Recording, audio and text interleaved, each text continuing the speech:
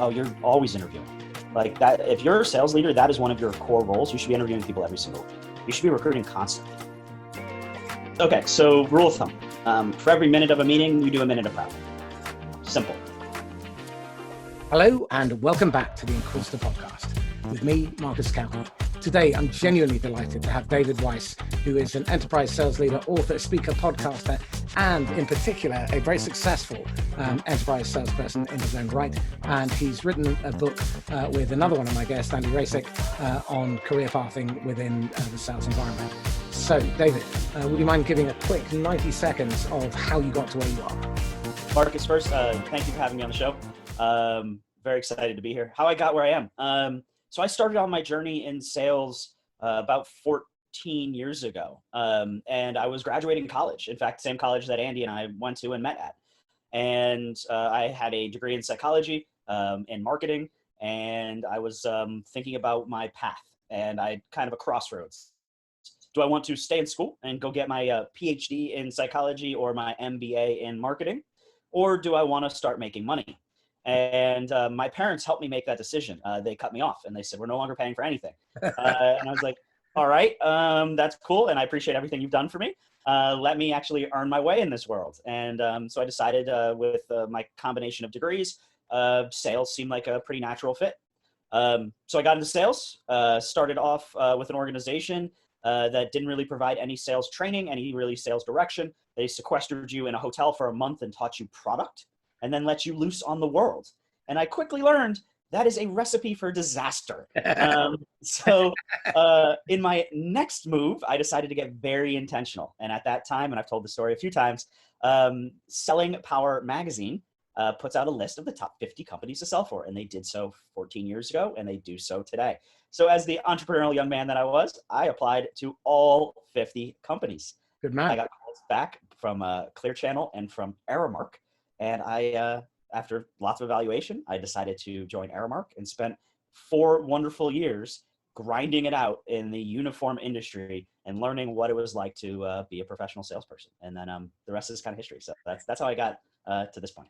Excellent. So let me ask you this question. Have you ever been blindsided with a fabulous kick in the head that taught you a really valuable lesson?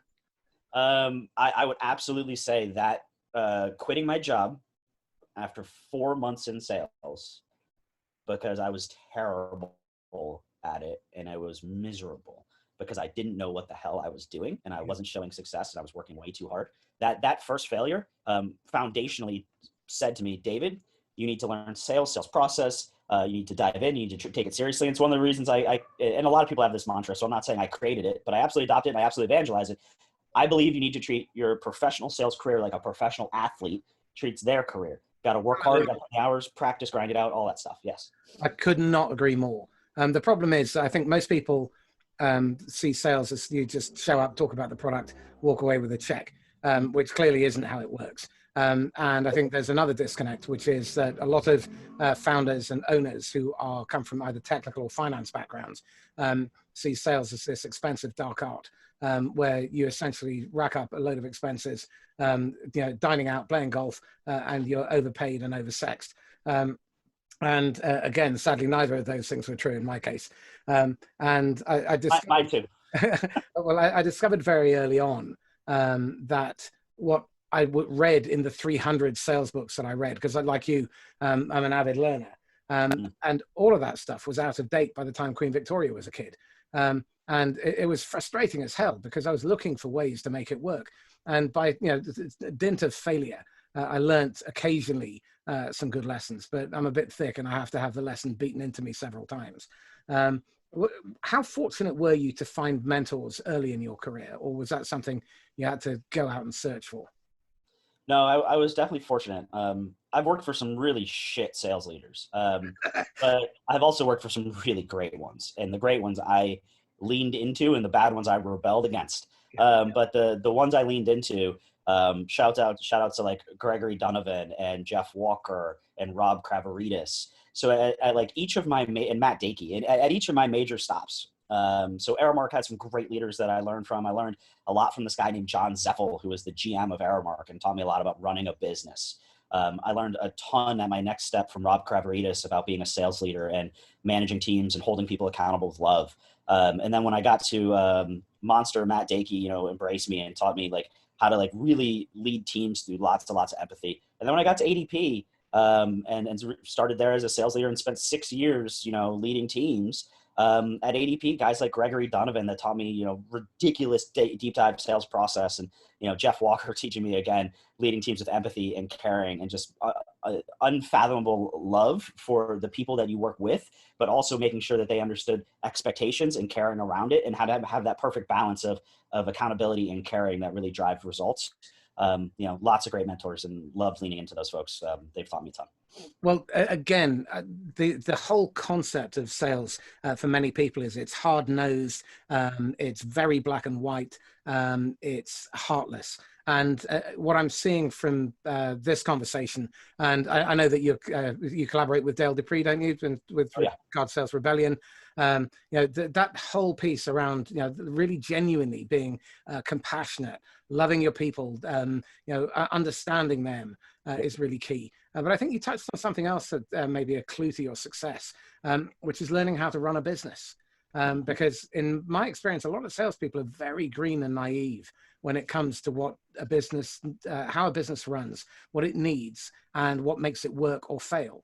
How did you find getting that education early in your career colored the rest of it?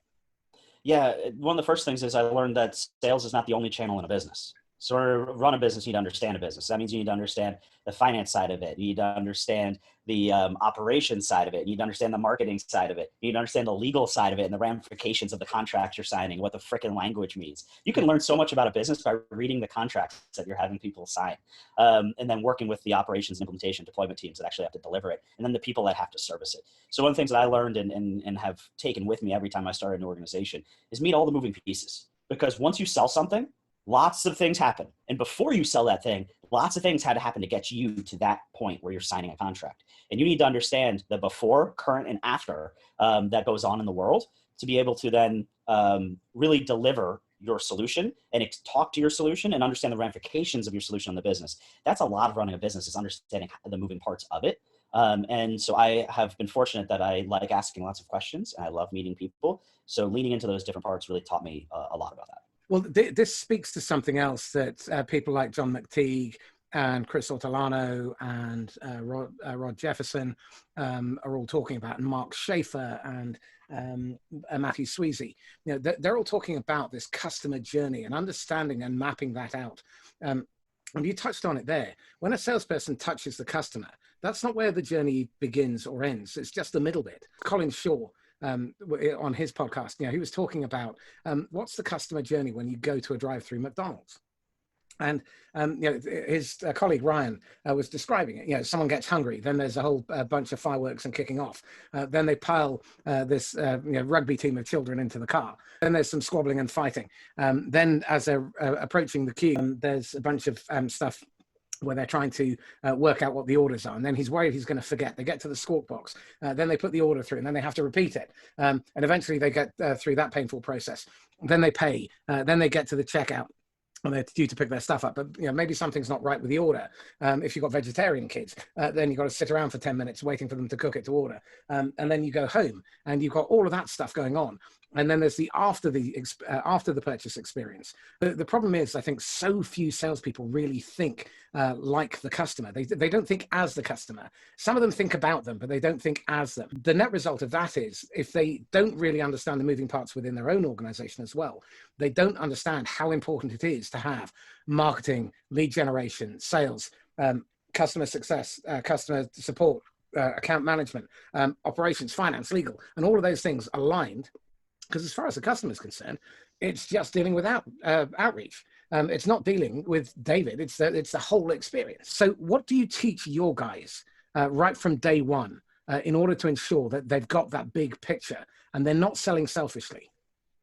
Yeah, it's a lot about and I've done a few different posts on this. It's you need to treat learning an organization as a process. And the process starts with learning the organization. So, that is one of the first things that I teach people is meet with all the people that you're going to touch. If you're going to touch them at some point, in the next year as you go about your journey. Meet them now and ask them some very key questions. One of the ones that people don't ask them first is build a relationship, make friends. And then it's, how do we best work together? And what have people done in the past that has hurt that relationship? And understanding those pieces. Great. So once you understand those, because you can always ask, what do you do? How does it work? Those are the most common. But how do we actually work together? And what are the sins of the past that I don't want to repeat? And then what advice do you have for me to ramp up quick? So like, that's a big piece of it. Then it's understanding the process itself from a selling perspective and all the different stakeholders and who's involved and when, and building relationships across that. And I haven't even talked about product yet. Product, frankly, isn't even part of my first 30 days when I join an organization. It's all of that stuff. Then it's account mapping and planning for who I'm going to be speaking to and getting multi-threaded and doing account research and, getting sequences and messaging down, because I don't need to know shit about what I'm selling. Absolutely. Until I know the business, until I know who I want to sell to, until I understand all of the work, because I don't need to actually sell anything. Because my first conversation with someone, I'm also not talking about product. I'm doing discovery. I'm asking lots of questions. I'm uncovering pain. I'm uncovering their journey to get to this point and their journey after we leave. So it's understanding all that stuff. You really don't need to know anything about product until you actually go to talk about the product, which is typically in your second or third meeting with a customer. So, yeah, please. No, my heart soars like an eagle listening to you. If you're listening and you're thinking about recruiting somebody, okay, the onboarding, the pre-onboarding and the onboarding process are really critical. And that's where you set them up to succeed or fail. And do not waste time, energy, and effort boring them to death with your ugly baby, which is your product. Because the customer doesn't care about your product. They don't even buy your product. They buy a way to get away from their pain and move to their better future. And I've worked in 500 different segments of the market in the last 17 years. And I can honestly tell you, I don't even know what half the products are that my clients have sold. Now, my average client will grow somewhere between 300 and 1400% without me knowing about the product. So you really genuinely do not need to know about that. So let's talk about enterprise sales, because I know that's your background. It's a tough job. Essentially, you are chief cat herder, and you have to marshal all these different resources internally, externally, possibly partners as well. Yep. So before someone moves into an enterprise sales role, what kind of scar tissue do you recommend they pick up so that they're ready for it? To your point, get really good at internal negotiation and movement, multi-threading in a deal, working with multiple stakeholders, understanding multiple layers of pain, multiple how all these different people interact with your solution and what they care about. And then, yes, building relationship, partner journey, cat hurry, all of those things are super important. It's also, you need to build some scar tissue around length of deal. One of the big challenges I've had when I've onboarded folks that have come from a small or medium-sized business into the enterprise is they start getting like really fearful and scared and depressed and all these things like 3 months into the job. And they're like, David, I haven't closed anything yet. I'm like, yeah, you're not going to for like 9 more months. And they're like, well, how am I going to feed my family? I'm like, you need to find some singles and doubles within the deal, or you just need to, grit out this piece, because this is a time and territory play. Enterprise sales is all about time and territory. It's going to take you 3 to 6 months to ramp up, get deals in cycle, get to the point where you're actually selling things. Then it's going to take you a month or 2 months often to negotiate those deals and go through security reviews. And then it's going to take you another month to 2 months to deploy them. So you'll from the day you start enterprise sales, you may get your first paycheck 6 to 9 months to a year to more once you start, depending on the size of the deals, the complexity of the deals. So you need to build some skin around that piece. So internal negotiations, internal partner mapping, longer sales cycles, getting comfortable ramping up there. One thing that I've learned, and I've found that in David Epstein's book, Range, he talks about this, and it's certainly been my experience, is that people who operate in a specialist market that requires a high degree of creativity tend to perform better if they have a broad range of experience. So when you're recruiting, because enterprise selling is really an act of creativity. There's a lot of science and discipline and structure to it. But it also requires you to be very, very creative in terms of how you manage the different resources, personalities, expectations, timeframes, and so on. When you're recruiting, what are you looking for in terms of the personal qualities of a future enterprise seller? So I'm often looking, frankly, when I hire into enterprise sales, I like to hire people that have had multiple years of enterprise sales experience. It's a tough jump to get good at going from like a mid-market to an enterprise role. But if I need to do that, and I have hired those people before that I thought could do the job, where I've hired them is when they were domain experts. So they were without question a domain expert in the product, in the talk track, in the solution, and they needed to then just sell it to larger organizations. That often is one of the big pieces, because when you get into enterprise, you're going to be dealing with very senior people who are very sophisticated, at least typically. And so you need to know as much or more about them than they do, and be able to really speak to their pain and how you've helped other organizations overcome it. So domain expertise is really important to me. And then it's, yes, the ability to build relationships, internal navigate, challenge the hell out of status quo, be able to ask lots of questions. So people that are really curious, that will continue to peel the onion and ask second, third, fourth layer questions. Those are some of the really important skills. What I've seen a lot of mid-market reps do is they're really soft on the first layer of questions. They don't dig, they don't uncover real pain, they don't challenge to try and move people away from a uncomfortable current state. Because a lot of times in the enterprise, they have some things figured out. They grew to $1 billion or more. I mean, they have processes, they have some things figured out. And a lot of them are working, and the change management is hard. So you need to be really, really good at uncovering pain, uncovering current state, and then helping teach them on the benefits of the future, and then building a mutual action plan and a roadmap for that change to make it make sense, and then help them navigate their own internal journey with, here's who we need to tag in, here's why, here's when, and then do the same thing on your side, and then aligning teams. So, I mean, there's a lot of that goes on. So you need someone who's strategic, who's creative, who pushes, asks questions, knows lots of different sides of the business, is a domain expert. I mean, you need a lot to be good at the enterprise level. That's often why I hire people that have that experience. But if not, foundationally, you need to be super coachable, willing to learn, take direction, and then domain expertise. Like, it's really hard for me to teach you everything about a solution and all of it, and a talk, and all the talk, everything that goes into it, and teach you enterprise sales. You need to typically be really deep on one, because if you're shallow on both, man, it's going to take a long time for you to get speed to ramp. Excellent. What about the habits? If you look at your own habits and the habits of the best enterprise salespeople that you know, what do they do every day, every week, every month, every quarter without having to be told or have someone's foot on their neck? Very self-motivated. You give them an end goal and they figure it out. So they work hard, they put in the hours, they do the research, they're curious, they learn. When they run into a problem, they just go try and figure it out. They call people, they talk to people, they ask questions, they ask for help. Yeah, very self-motivated. What about planning, organization, rehearsal, preparation? Yep.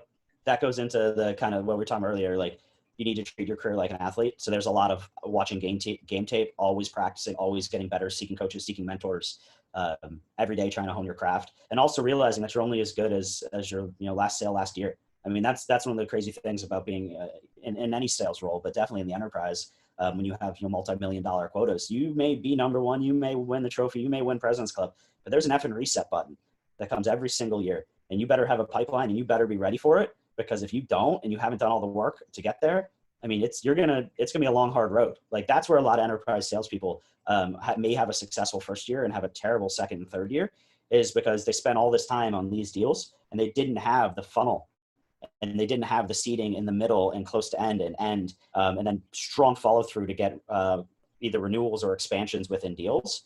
And when that happens, because enterprise deals could take 3, 6, 9 months, a year, once you get behind, and you can get behind pretty quick if you're not doing all the right things all the time, you could jeopardize an entire year. And that's where you see, some enterprise salespeople have these big, like, great year, terrible year, like big gaps, because they fail in the middle. You've touched on a couple of really important points here. One is that prospecting, even in enterprise, is a daily habit, and it needs to be continued despite the fact you've got 2 or 3 big deals in the offing. And when you're in the account, you need to keep prospecting throughout the account, because if you don't have the account coverage, you're toast. You're going to end up in some nasty little bid where you're going to be commoditized, you're going to be driven down on price, and the research that Corporate Visions has done on this is really depressing, but also extremely enlightening. The average conversion rate on buy cycles that then end up in a bid situation is 2.6%. That's 1 in 38.5 buy cycles end up in a win for organizations that end up in a bid. Now, when you consider the cost of pursuit and you then multiply that by 38.5, that's an astronomical hidden cost, which then points to the highest hidden cost in any business, which is wrong hires. So when you're looking at predictive hiring, how do you ensure, because if you're doing these kind of deals and they take 12 months to land their first one, how do you identify quickly whether or not you've made a terrible hire and you've hired Mr. Bean instead of James Bond? You could typically find out within the first 30 to 60 days. If in the first 30 days they've met everyone in the organization, have a list of target accounts, starting to get good at the, mastered the questions, starting to set meetings, if that's happening in the first 30 to 60 days and they're starting to build a pipeline quick, they're typically going to be successful. Most of the time, people, if they got to that role of enterprise, it means they can talk. It means they can present. It means they can form some sort of compelling argument because they would have had to get to the role. But are they willing to put in all the work to be successful? And you often see the product of that early on. And then it's more of the continuation of it as you go. So I'm able to often tell if someone's going to be successful within that first probably 60 days just by how I'm seeing them learn and how I'm seeing them put in effort and work. So there are a couple of rules here. Better no breath than bad breath in a sales position, and hire slow and fire fast. Yep. So tell me this, what's your cadence when it comes to building the bench of candidates to make sure that you're never in a position where you have to recruit reactively? Oh, you're always interviewing. Like that, if you're a sales leader, that is one of your core roles. You should be interviewing people every single week. You should be recruiting constantly. That was one of the things I was measured and tasked with by former leaders is, are we constantly looking for good people, interviewing good people when good people come to you? And that's also one of the reasons why I've spent as much time as I have building a brand on LinkedIn. Because when you do that, people will be like, hey, I love your work. Let me know if you're ever hiring, or I'm thinking about this, or, you get an opportunity to just continuously meet people and meet good people. But it is the job of every sales leader out there to always be recruiting. It is a fact that the day you lose somebody, it's going to take you probably, especially in a large organization, Fortune 500, it's going to take you 90 days to replace them. It's going to take you 30 days to get the rec open because of the internal stupid red tape and dealing with recruiters and fucking job postings. And then you're going to have to interview lots of people. And then you're going to have them interview with lots of people. So you're going to have 90 days of revenue gap. And on a 1.2, 1.5, $2 million quota, you're going to lose between $300,000 and $700,000 in revenue in that 90 days. And you're going to then also have to put open territory, open accounts, open opportunities onto your other reps that are already freaking super busy. And you know what that's going to do to them? I mean, they may be happy about it, but they probably won't be. They won't be as happy as you think they'll be because they're already busy with all of their shit. So now you're going to burn out more people and you have a higher chance of getting people to leave. So you should probably always be recruiting. Absolutely. And you can cut the hire cycle by months if you've got a bench and you've got 5 people lined up who fit the profile and have gone through muster, and you've got them to the point where you've contracted with them and you have the conversation, say, David, I haven't got a job at the moment, but if and when I do have a vacancy, which will happen, then is there any reason why you wouldn't be willing to accept my offer? And agree that stuff up front, because then all you have to deal with is the notice period. Now, that may be 3 months in enterprise. Often it's still only a month, and no one really wants them hanging around once they've handed in their notice. So again, what do you do in the pre-onboarding during their gardening leave in order to ensure that they are up to speed as best as possible? So by the time they have joined the company and they're having those introductory conversations with everybody across the organization, they are already ahead of the curve. Yeah, and different organizations have different policies on the information you can share before someone joins. So of course, you're going to always want to talk to HR, talk to your boss, and make sure you're following what you can be shared. But what I've often shared is territory lists, so they can do a lot of their multi-threaded account planning ahead of time. That's often a week to 2 weeks worth of work. If you've got anywhere from 25 to 100 to even 200 accounts, being able to go 5, 6 across and looking for different people that you're eventually going to want to speak to and doing a lot of your research ahead of time. That research, by doing it prior to starting, has allowed me to get a jump start and saved me weeks of work while I got started. So that's one. And then you can also often have people do some of the early relationship building. that takes place in the first few weeks. So those are probably the two I'd recommend. Account research and relationship building can often be done before you get started. And that's often before you even share any real proprietary information with someone, because a list of accounts at the enterprise are going to be the same damn list you get at any company, so it's not a big deal. We're all targeting Fortune 500 folks, Fortune 1000, it's fucking list of people. So that's not a big secret. So that and internal relationships are often the areas that I would have them focus on. Excellent. Okay, so let's take the conversation in a slightly different direction. You're running an enterprise sale. What acts of idiocy and self-sabotage do you normally have to head off from your internal organization? And how important is it that you get the internal team on side and fully aligned? It's so effing important. Oh my God. So rule of thumb. For every minute of a meeting, you do a minute of prep. Simple. Anyone that's going to be part of the meeting needs to be part of the prep. If they're not part of the prep, they either can't be in the meeting, or they can't speak, or you have to find a freaking way to get hold of them and make sure they know what they're doing. I look at selling as almost a concert. You are the conductor. Yeah, it's a great analogy. You need to have this section and that's playing music, and this section's playing music, and this section's playing music. They all have their different beats. They all have their different notes that they need to hit. And it's your job to practice with every single one of them, know where they're handing off, know when they're handing off, how they're handing off. I mean, literally it's, hi, I'm going to say this, and then I'm going to throw it to you. What are you going to say? Okay, you're going to say that, then you're going to throw it to this person, and you're going to throw it to this person, and you're going to throw it back to me. Then I'm going to throw it to you. Here's what we're all going to say. Here's what we're going to share. And then it's, here's the customer's environment. Here's all the conversations we've had at this point. This is their tech stack. This is their pain. This is what they care about. Here's who they are as people. Say this, don't say this, tie this here, don't tie it here. Like, it's literally, you're putting on a play or running a concert, and you need to do all the prep. So by the time you show up, it's not your first run. It's your second or third run, and you're just executing. And that's what it should look like. My pal and mentor, Brian Sullivan, who wrote the book Sonder Enterprise Selling, he always describes enterprise sales as cat herding. And it really is a tough job. The only job that I think is harder is channel enterprise sales. If you're selling direct, that's tough. But if you're now adding to the mix, 3, 4, 5, a dozen partners. I interviewed my old AE from 18 years ago, and he's just closed this $100 million deal. And he upsold it from 5 million. And he had 12 partners in the deal. Now, the ulcer that he must have had being generated. And what was really interesting, and again, this is something that so few direct salespeople really appreciate. Your partners, so if you're selling into Fortune 500, people like Accenture, Pricewaterhouse, KPMG, McKinsey, Bain, Boston Consulting, they have the ear of the board. And in Graham's case, he managed to knock nearly 6 months off the sales cycle and get hand delivered to the board because he aligned what he was trying to do with what the consultancy was trying to help the company do at board level. And if you don't do that, it's a huge mistake. And they will find a way to throw a spanner in the works because they have an agenda. So if you aren't aligning with them, and if you're taking on an enterprise role where partners are involved, not only do you need to speak to the internal people within your own organization, but you better damn well get to know all of those people within the partners within the first 3 months.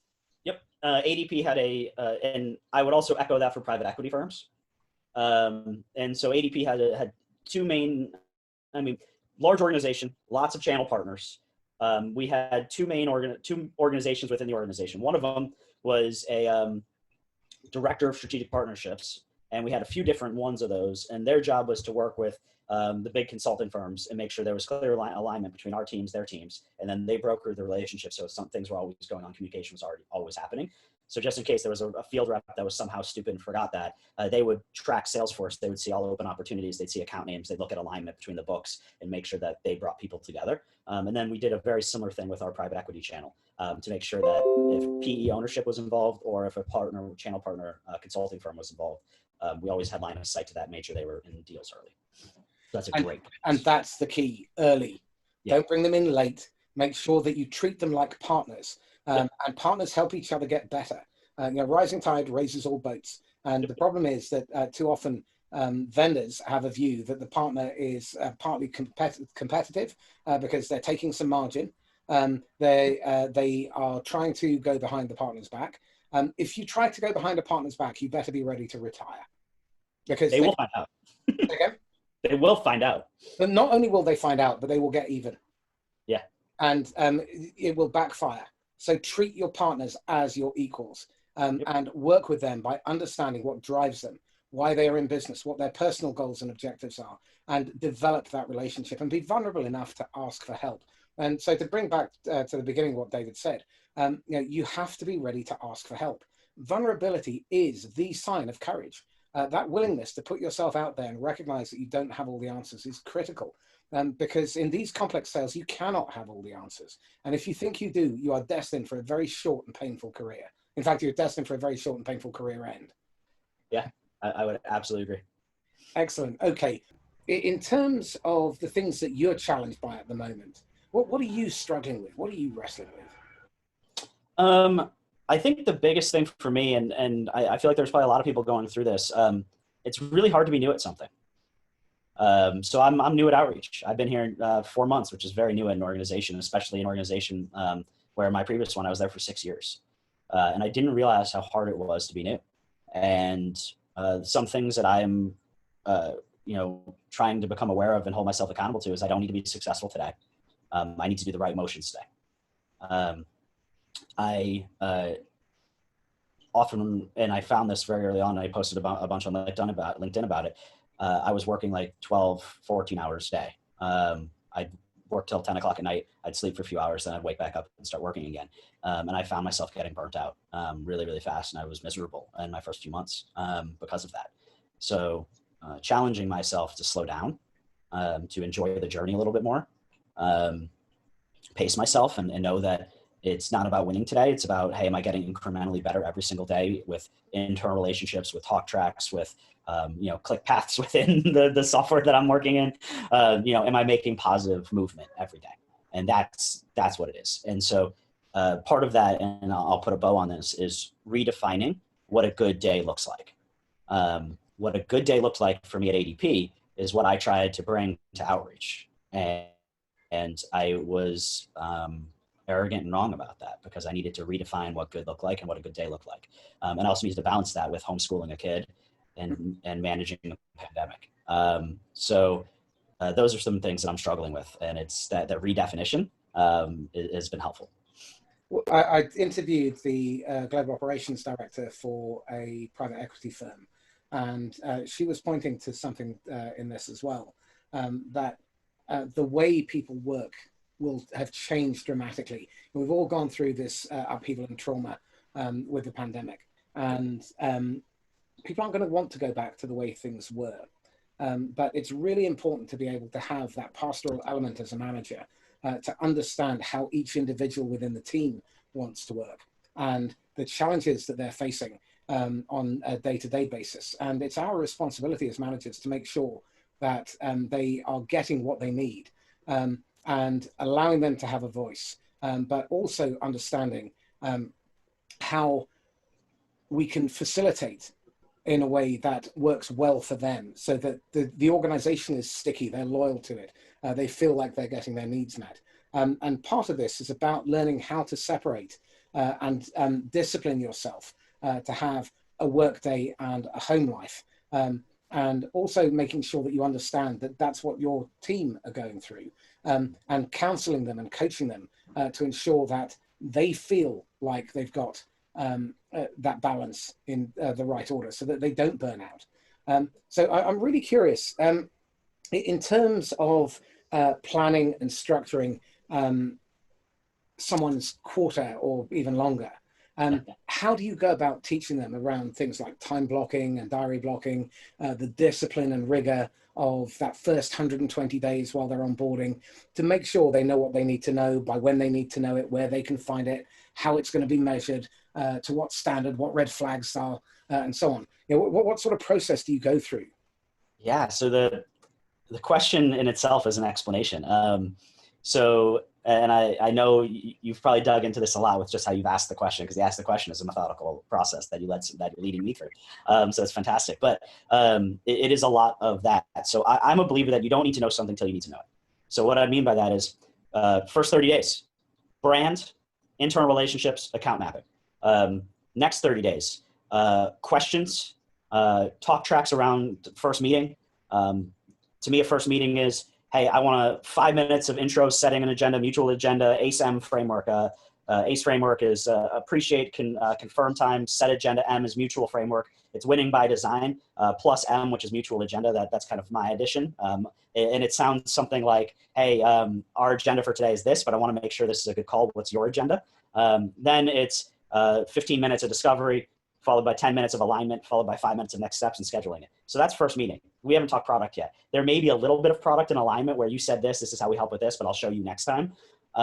Then it's, so getting good at that motion, that's day 30 to 60. 60 to 90, and again, a next immediate step is starting to master the demo, starting to master the click path in the demo, talk track of the demo, slides of the demo, internal relationships if we need to tag into the demo and getting them prepared for it. So that's like 90. And then, there are other steps afterwards, which is often customer journey, realignment within the journey, more people to tag in. It could be more demos. It could be then InfoSec reviews and getting different people. And then it could also be involvement of legal and other things like that. So it's, really understanding what is the sales process, when does it typically take place, at what point in the sale, and then mapping your ramp up timeline to that part of the journey and starting to get good at it right before you need to, and not too early, because time is finite. Your brain can only absorb so much information. It needs to get good at it, the next thing it's going to do. So you need to teach people in the appropriate order, hold them accountable, and show them what good looks like in the appropriate order.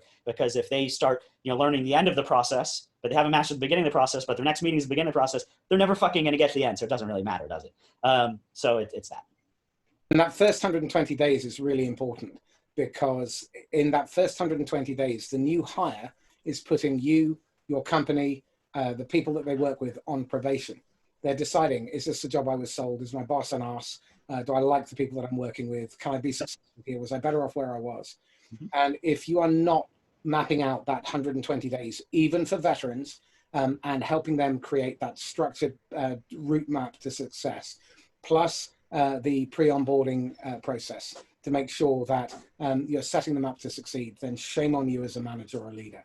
Yep. And if you're not joining all of their calls and making time for all their calls, if you can't join, finding someone that can, another AE, someone more senior, do not let them go out alone. I don't care how effing experienced they are. They're not experienced at your organization. If you let them go it alone, they are going to fail.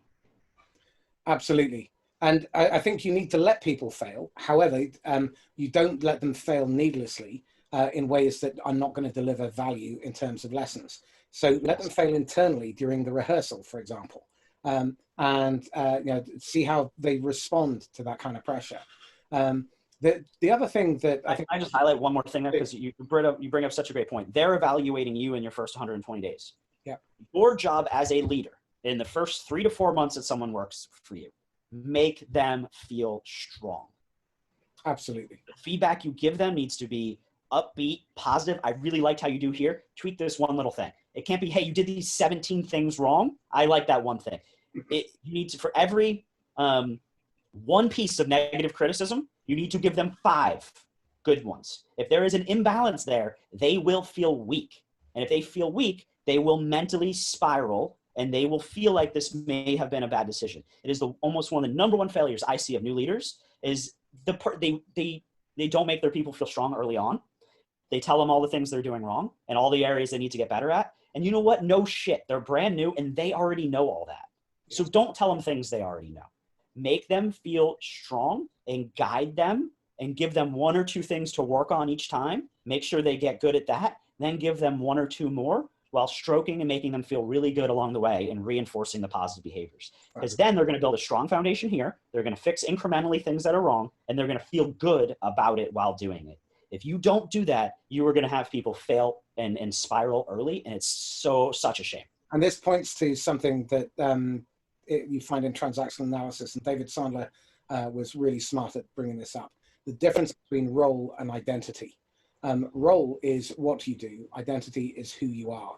And if you're not giving them that strength early on, then what you'll find is that they will see themselves as an identity failure.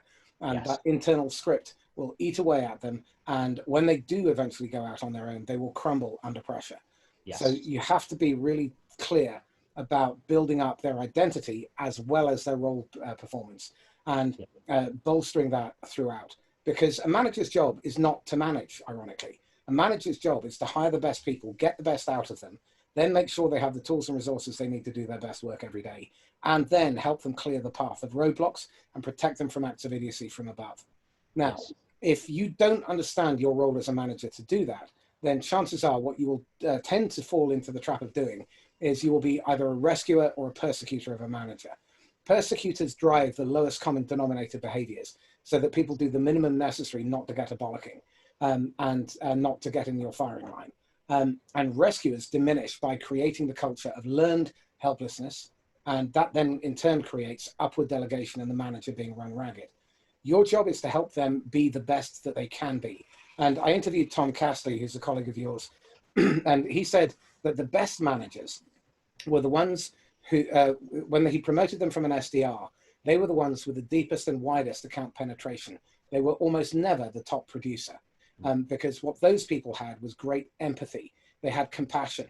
They had a genuine interest in helping the customer achieve their overall objectives, not to make the transaction happen and not just focused on their individual personal production target. And I think that was a really powerful insight. I think that's phenomenal. It is the most common trait I see in junior managers is the need to make themselves feel strong. Yeah. And unfortunately, I've worked for people that have been in leadership for 20 years that are still junior managers. Yeah. So it doesn't matter how long experience 20 times over. I'm sorry? 1 year's experience 20 times over. They don't learn from that. Number one thing, understand. I'm sorry, go ahead. Sorry, the other thing to not do is when you're doing ride-alongs is turn up and say, let me show you how you do it, son. Right. Because they're not going to learn anything. You have to let them do it. You've done the rehearsal and the preparation and the planning. Let them do it. And if they fail in front of the customer, not the end of the world. There are more opportunities. There is always the deal of a lifetime out there every single month. Okay, just because you screw it up doesn't mean you can't go back as well. If you're vulnerable, you can go back and you say, David, I messed up. It's clear that I screwed up. Do you mind helping me out? What did I do wrong? And Anthony Iannarino talks about this as one of his stories. And I think so does Larry Levine. Both of them were taken to the woodshed and given a damn good beating by customers. And they learned from that moment by asking for help, saying, I fucked up. Now, what could I have done better? And they got a masterclass in how to sell from the customer, because your customers are your best teachers. Don't be afraid to ask for help from them either. Yep, no doubt. Look, we're coming to the top of the hour. Tell me this, if you had a golden ticket and you could whisper in the idiot David's ear, age 23, what choice bit of advice would you give him? That's a great question. I would say, and Simon Sinek wrote a great book about this, finite games versus infinite games. Early on in my career, I was playing a finite game. And what that looked like is winning at all costs, putting myself above relationships, doing a lot of things that you're talking about, not asking for help, trying to be the strong man, not realizing the importance of brand and legacy. I was a young, dumb kid, and those were things I did. I learned probably 6-ish years ago at this point, this concept of infinite games, where it's not about winning or losing. It legitimately is about playing the game and keeping the ball in the air as long as possible.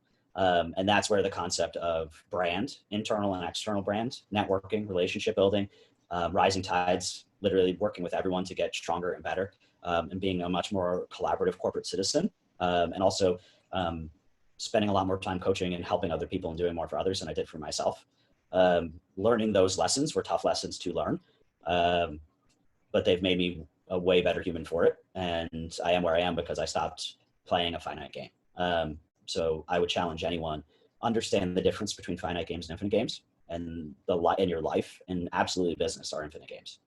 Absolutely. And I think it points to something else, which is really important in sales, which is get away from being transactional and focus on creating lifetime customers, lifetime relationships within your own organization, within your own industry, and certainly within your partners. So tell me this, what are you reading, watching, listening to at the moment that you think is absolutely belting?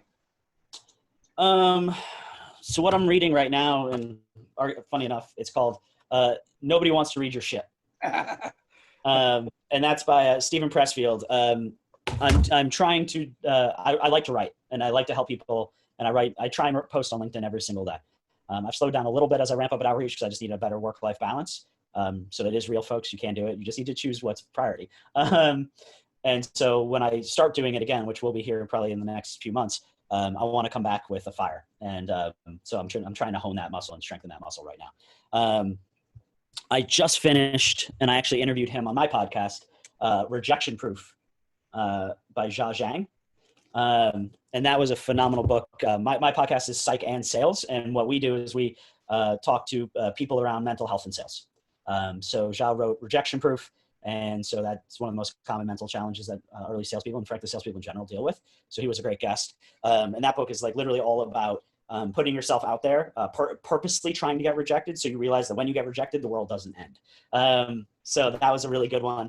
And I've got a stack here of books that I'm reading in the future. So, but that's what I'm doing right now. Yeah. I try and read about a book a month. That's the goal. Excellent. So how can people get hold of you, David? Super visible on LinkedIn, David Weiss Outreach. Check out my podcast, Psych and Sales. Andy Rasick and I wrote our book, Your Definitive Sales Career Guide, and we put our contact information in that. But really, I mean, LinkedIn is probably your best bet. I have a rule. If you reach out to me and try and sell me something, I will tell you to piss off. If you reach out to me and say, hey, I'd like to make a friend, and I'd like to get to know you in your journey, and I've got some questions I think you can help me with, I respond in 24 hours to every single one of those. So choose your path, choose it wisely. Let's be friends. And yeah, reach out to me there. Fabulous. David Weiss, thank you so much. Marcus, it's been a pleasure. Thank you for having me on. This is Marcus Kauke signing off once again from the Inquisitor podcast. If you've enjoyed this conversation, then please get in touch at marcuskauke@me.com or contact me on LinkedIn. In the meantime, stay safe and happy selling. Bye-bye.